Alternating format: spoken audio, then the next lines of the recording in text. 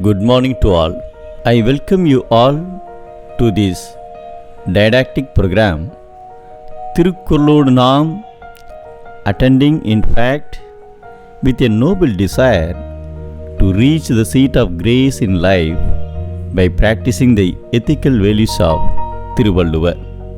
Couplet number 730. Chapter Not to Dread the Council.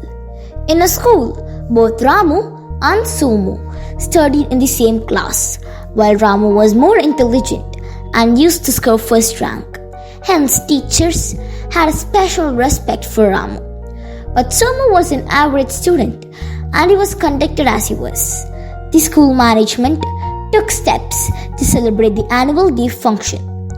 Ramu was declared elected as the student representative because he was very good in studies. Students took part in several competitions and won the games. They were eagerly awaiting the day of the function to receive their prizes. As expected by everyone, the annual day function started. A famous speaker was invited to address the students.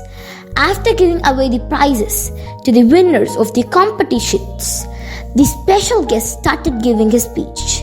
Students listened to him, enjoyed his jokes, and also started thinking about answers to certain questions posed by him.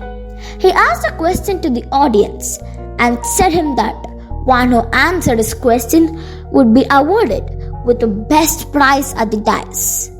Ramu knew answers to all the questions posed by the speaker, but he was afraid to come out with his answers, as he always thought that what would happen if his answers went wrong. So he kept in silence. But Somu got up from his chair and answered correctly. Everyone saw Somu with a surprising manner.